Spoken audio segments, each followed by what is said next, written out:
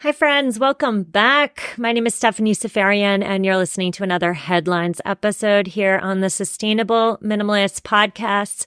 On these Friday Headlines episodes, I'm giving you the need to know environmental leaning news headlines in about 15 minutes. Now, two things before we get started. Number one, today's show is titled Ulterior Motives. Our first three stories today are somewhat related to our theme, which of course is ulterior motives. Our fourth story, which comes after our ad break, has nothing to do with today's theme. But just because it has nothing to do with today's theme does not mean it's not important. It is a very important story. It was just released by the Washington Post yesterday. It has everything to do with rising sea levels in the coastal South. So do not skip on that story by any means, and especially don't skip on that story if you live in the American South. That's number one. Number two, it was a slow environmental news week, so I had to dig back into the archives for two stories. That would be our story about Patagonia and our story about outdoor therapy today. And so even though they're not necessarily news stories, they are still really darn important, or so I humbly believe. Now let's get into our first story today. No time to waste. We're talking about big oil and documents that were released by Democrats this week. Oh my goodness. For nearly 3 years, Democrats on the House Oversight and Accountability Committee have been investigating oil companies and two of their top trade associations. Well, new documents that were, again, obtained by Democrats this week reveal that some of the world's largest oil companies, I'm talking ExxonMobil, I'm talking Shell, I'm talking BP, they have privately expressed skepticism over the Paris Agreement, skepticism over federal climate regulations, and skepticism about their own publicly made goals about reaching net zero emissions. So they're privately expressing skepticism while publicly they're voicing support for all these efforts and more. Now, in addition to all of that, these new documents that were again released this week detail efforts within the industry to fund research into the environmental benefits of natural gas. Natural gas, by the way, is a fossil fuel, so they're funding research that highlights the environmental benefits of a fossil fuel. Interesting. Now, one exchange from 2018 that came to light in these documents details the manager of environmental policy at ExxonMobil.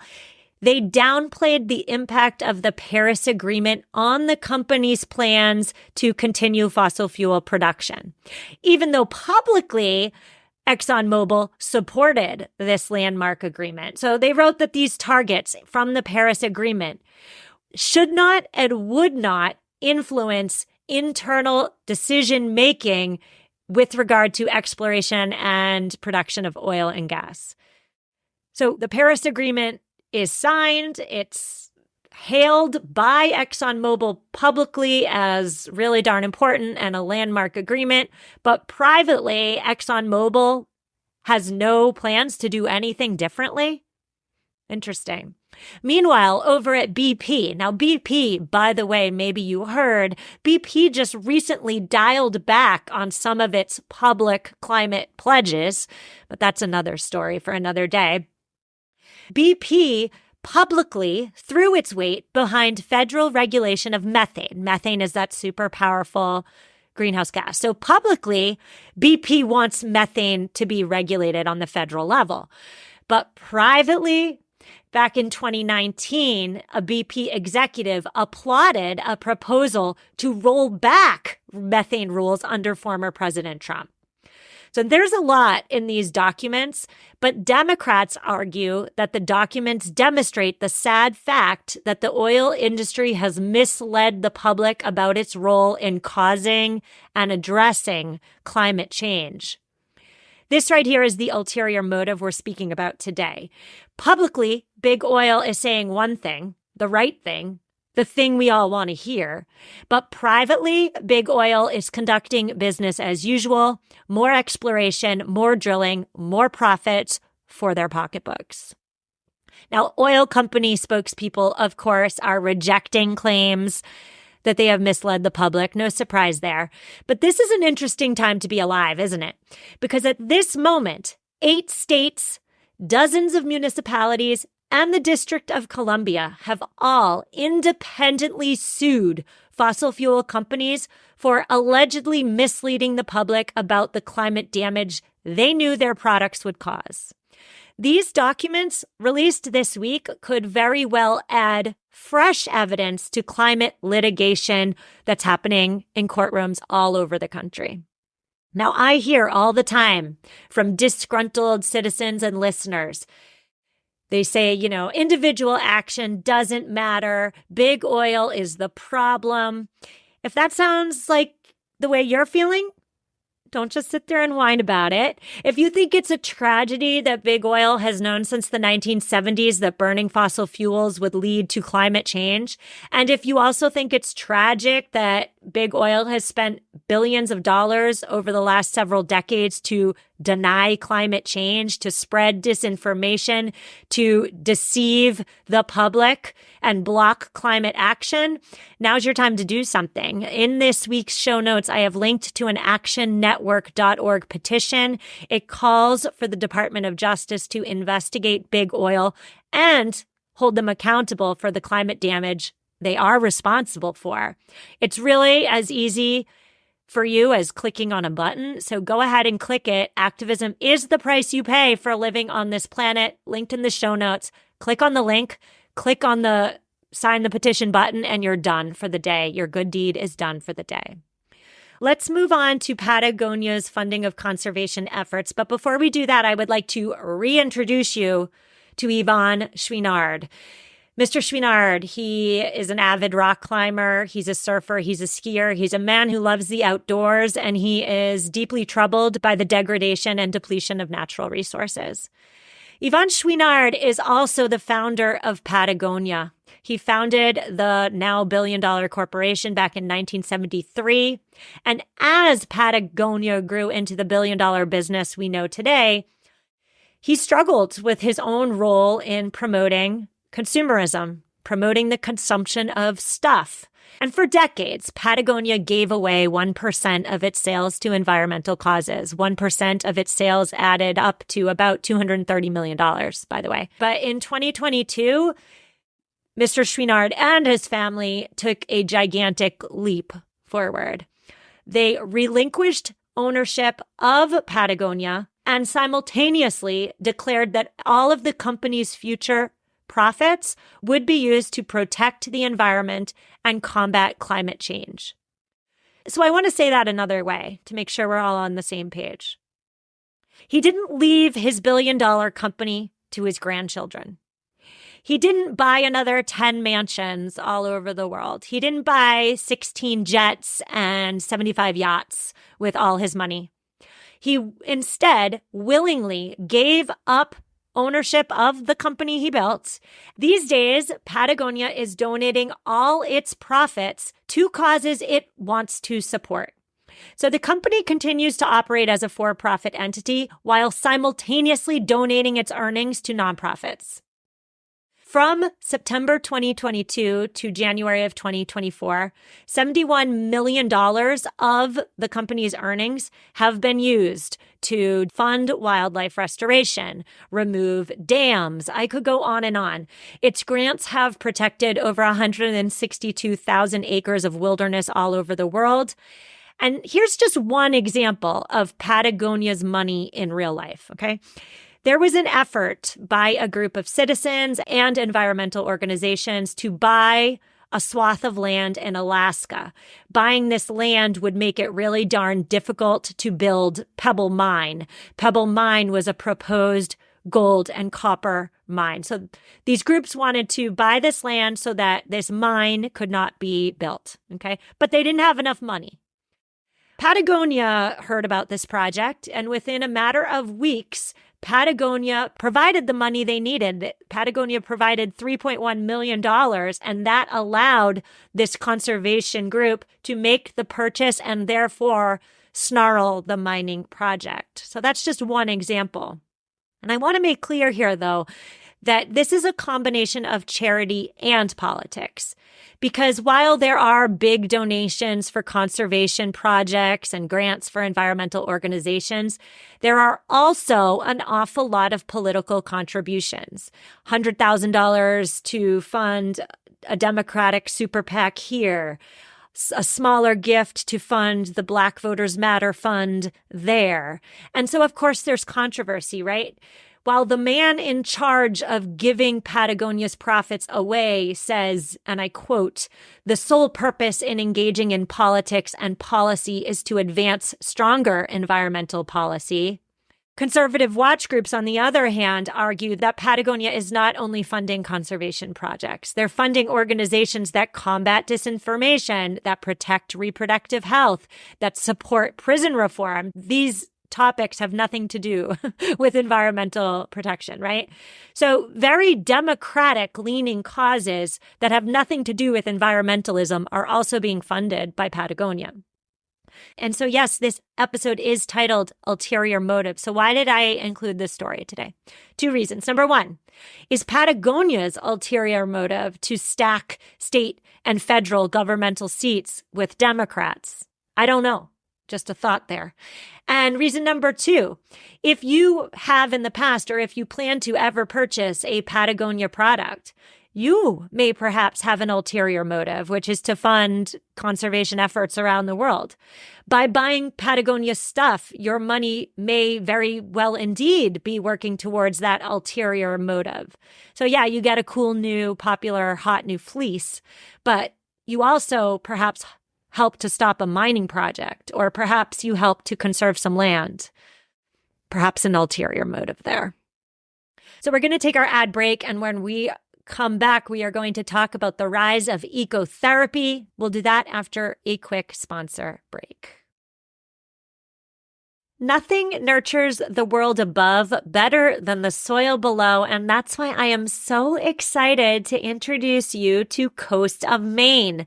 Coast of Maine is an organic soil brand that offers a full range of products designed to cover all of your garden and lawn needs. In years past, my vegetable garden, I neglected the soil and I didn't have much yield. If your soil lacks appropriate nutrients for success, your garden may not succeed. And so this year, I am so excited to cultivate the soil before planting the plants with Coast of Maine's organic products. Coast of Maine believes in nurturing relationships with local retailers. So next time you're at your local retailer, look for Coast of Maine products. Get growing. Visit coastofmaine.com to find a local retailer near you. coastofmaine.com. Mother's Day is around the corner, and I have the best gift idea for you. Hold on to your hats. It's mylifeinabook.com. Every week, My Life in a Book will send your mom a question via email. They will compile all of your mom or the mom in your life's answers and create a legacy keepsake book. The book becomes something you and future generations can treasure forever. I gave both my mother and my mother-in-law My Life in a Book, and they've already started responding to the prompts. When my mother-in-law received her first prompt, she said, "Oh my goodness, what a thoughtful gift." And that's what we all want, right? We all want to give thoughtful gifts. So check out mylifeinabook.com and use code SUSTAINABLE at checkout for 10% off. Create an unforgettable gift for your mom this Mother's Day. mylifeinabook.com and use code SUSTAINABLE for 10% off today. Listeners, I'm going to be 40 next month. Oh my goodness. And even though there's a big part of me that wants to buy into the anti-aging claims of all the products, I am, of course, quite skeptical. I recently just discovered a brand called Lima, and it is changing the game when it comes to caring for your skin. It is science-based. The Lima laser is the most powerful clinic-grade cosmetic laser device, and it's the only laser that's FDA cleared for at-home use. I am so excited to try the Lima laser on my wrinkles, and you know I'll be reporting back. Visit Lima.life, that's LYMA.life, and learn more about the Lima laser. If you're interested in trying one, you can sign up for their newsletter, tell them that Sustainable Minimalist sent you, and let me know how it goes for you. That's LYMA.life.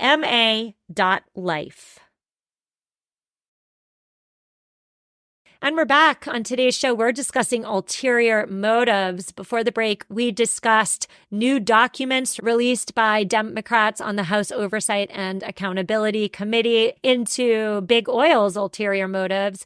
We also discussed Patagonia's funding of a variety of environmental projects as well as political projects. And now we're on to nature therapy.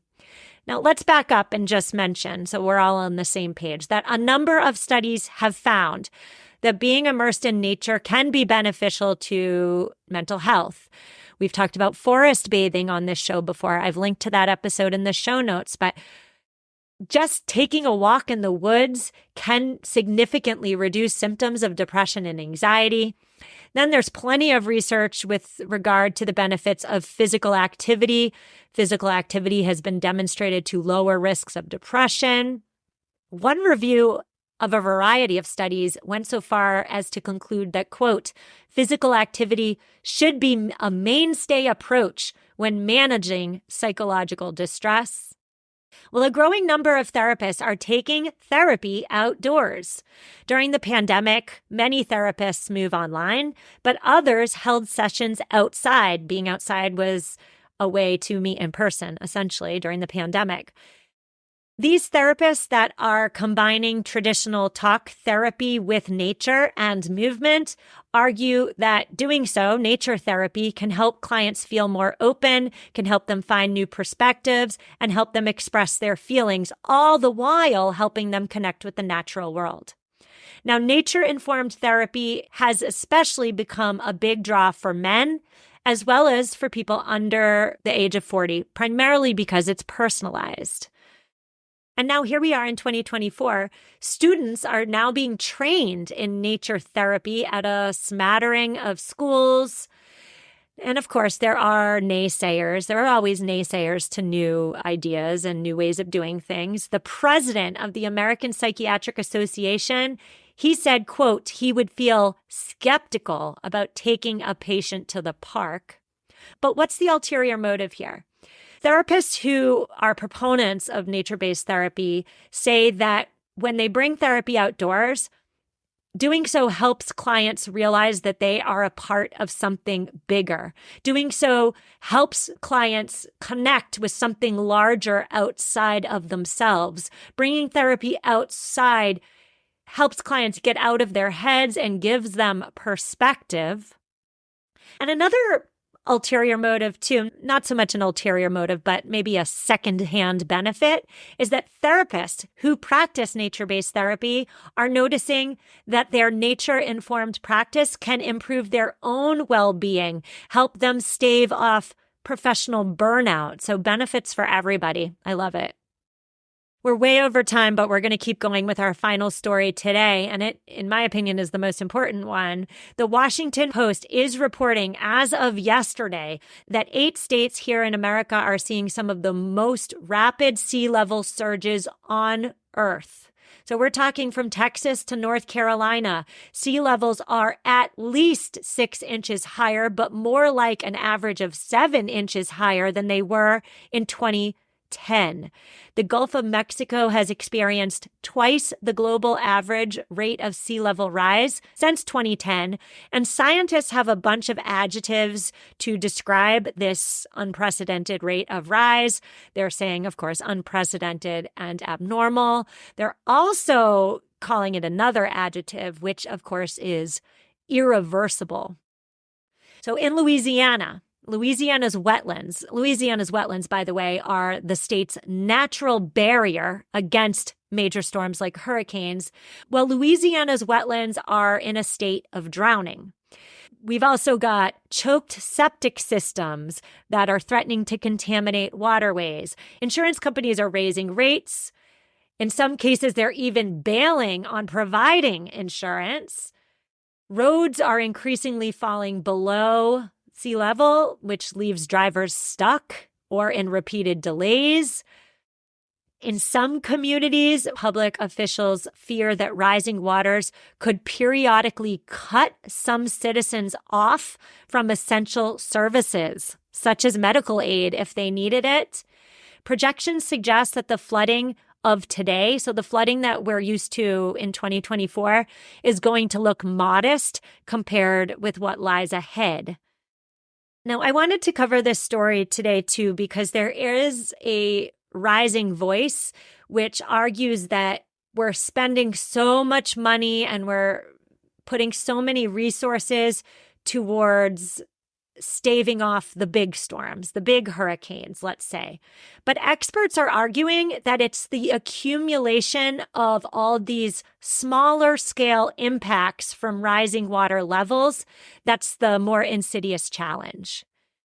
They're arguing essentially that the smaller impacts will be a greater threat over time than the next big hurricane.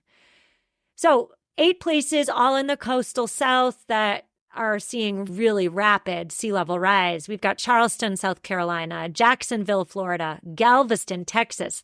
Galveston's seen the highest sea level rise at about 8 inches in the past 14 years. Tybee Island in Georgia, Wilmington, North Carolina, Pensacola, Florida, New Orleans, of course. Sea level rises in these places are, again, rising at an average of 7 inches. That may not sound like all that much to you, but trust the scientists when the scientists warn that when it comes to sea level rise, 7 inches is an awful lot of inches, and it's more rapid than anywhere else on Earth at the moment. So that's our show today. We will be back on Tuesday. I will see you then. Reach out if you need me. Have an amazing weekend. Hug your loved ones and take care.